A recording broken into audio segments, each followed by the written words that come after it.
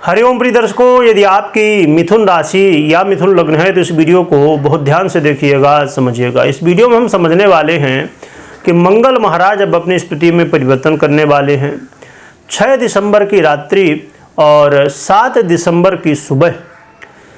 मंगल का ये परिवर्तन जो होने वाला है ये बड़ा ही प्रभावी होगा, क्योंकि मंगल अब लंबे समय के लिए कर्क राशि में गोचर कर रहे हैं और अब कर्क राशि में गोचर करते हुए ये वक्री अवस्था में 7 दिसंबर को चले जाएंगे। यानी कि कर्क राशि का फल देते हुए ये मिथुन का भी फल देना प्रारंभ कर देंगे। तो मंगल देखा जाए तो आपके आयेश बनते हैं, आपके षष्ठेश भी बनते हैं और इस समय आपके द्वितीय भाव में गोचर कर रहे हैं और अब आपके लग्न का भी फल देना प्रारंभ करेंगे। मंगल की स्थिति इस समय राहु और शुक्र से दृष्ट हैं। शुक्र से दृष्ट होना ये बड़ा ही श्रेष्ठ है। तो अभी जो हम प्रभाव समझने वाले हैं इसको ध्यान से समझिएगा और कंफ्यूज नहीं होना, आपको पूरा देखना है तभी बातें क्लियर हो पाएंगी। यदि आप पूरा नहीं देखते हैं तो कंफ्यूजन कहीं ना कहीं रह जाएगा। आइए समझ लेते पहले फलादेश, फिर ये जो है तो आप विशेष महत्वपूर्ण हम चर्चा करेंगे उसे भी समझिएगा। प्रिय दर्शकों, ये देखा जाए तो मंगल का जो गोचर काल है लंबे समय के लिए है, अप्रैल तक ये स्थिति बनी रहेगी और यहाँ पर मंगल का जो वक्री अवस्था का प्रभाव है कहीं ना कहीं इस समय आपको मानसिक तनाव जो है तो बनने वाला है। तो मानसिक तनाव से आपको बचना होगा, मानसिक तनाव से दूर रहना होगा। इस समय आपको गुस्सा जो है तो क्रोध की स्थिति बहुत ज़्यादा देखने को मिल सकती है ना। छोटी छोटी बातों में गुस्सा हो जाना, क्रोध करना, ये देखने को मिल सकता है। आपको धैर्य विहीनता की स्थिति बनने वाली है। जल्दबाजी में कोई निर्णय लेंगे वो गलतियां होंगी और वहां पर समस्याएं देखने को मिलेंगी। तो आपको बिल्कुल भी इस समय जल्दबाजी में निर्णय नहीं लेना चाहिए, किसी को कुछ जल्दबाजी में कहना नहीं चाहिए और अपने क्रोध को कंट्रोल में रखना है आपको। और साथ में आपके जीवन में कहीं ना कहीं संतान के प्रति जो है तो चिंता इस समय आपको बढ़ जाएगी। और यदि आप खासकर लॉटरी, जुआ, सट्टा, शेयर मार्केट इत्यादि में इन्वेस्ट करते हैं तो आपको विशेष रूप से सावधान हो जाना चाहिए।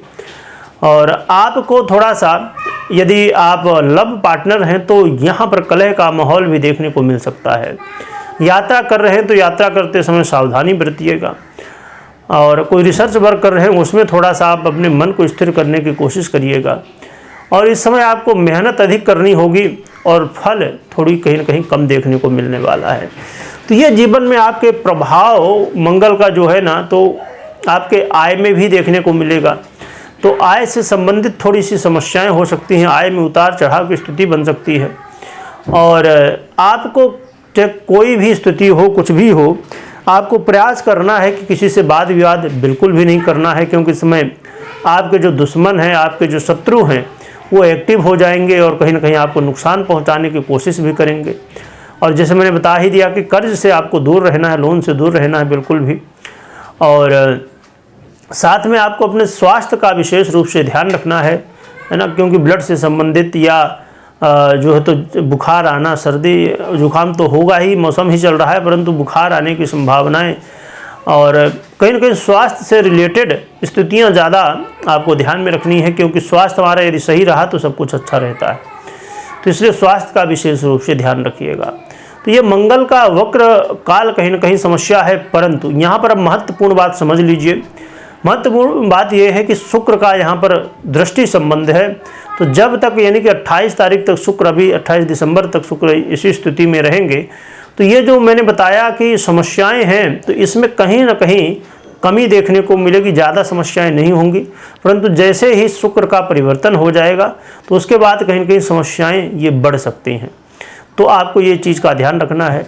दूसरी बात, अभी इसमें डरने की आवश्यकता नहीं है, क्योंकि देखिए हमने एक ग्रह की चर्चा की, अब शुक्र अपना प्रभाव अलग दे रहे हैं, सूर्य अपना अलग प्रभाव दे रहे हैं, तो हर एक ग्रह अपना अपना अलग प्रभाव दे रहा है। तो संभवतः कोई ग्रह आपको अच्छा प्रभाव भी दे रहा हो तो इतनी समस्याएं आपको देखने को ना मिले। और यदि आपकी जन्म कुंडली में मंगल की स्थिति अच्छी है तो फिर ये समस्याएं आपको देखने को नहीं मिलेंगी। यदि पीड़ित अवस्था में है तो समस्याएं बढ़ सकती हैं। तो इसलिए जन्म कुंडली को भी देख लीजिएगा और डरने की आवश्यकता नहीं है, जानने की, समझने की आवश्यकता है, सावधान रहने की आवश्यकता है। रही बात कि उपाय क्या करना चाहिए आपको, तो उपाय के लिए सीधी सी और सरल सी आराधना है हनुमान जी की। हनुमान जी की आराधना आप जानते ही होंगे, हनुमान चालीसा करिए, सुंदरकांड करिए, हनुमान जी के दर्शन, सिंदूर चढ़ाना, जो भी कर सकते हैं, राम नाम का जप करिए, है ना। तो जितना आराधना हनुमान जी की कर सकते हैं उतना करिए, इससे आपका कल्याण होगा। और साथ में आप बुधवार या तो हर दिन जब भी संभव हो, खासकर बुधवार को, या तो विशेष रूप से गणेश जी की आराधना भी करिए, इससे भी आपका कल्याण होगा। तो गणेश जी के मंत्रों का जप कर सकते हैं, गणेश जी को दुर्वा चढ़ा सकते हैं, तो इससे भी आपके जो है तो बुध महाराज प्रभावी होंगे। तो जब लग्नेश मजबूत होते हैं तो और स्थितियों को काफ़ी ज़्यादा संभाला जा सकता है। तो इधर हनुमान जी की आराधना करेंगे तो आपके मंगल की स्थिति सुधरेगी, और उधर गणेश जी की आराधना से बुध आपके मजबूत होंगे, क्योंकि लग्नेश यदि मजबूत हो तो सब कुछ मजबूत किया जा सकता है। तो इस चीज़ का ध्यान रखिए। कोई बड़ा निर्णय ले रहे हैं तो पहले जन्म कुंडली का विश्लेषण अवश्य करिएगा। वीडियो देखने के लिए बहुत बहुत धन्यवाद।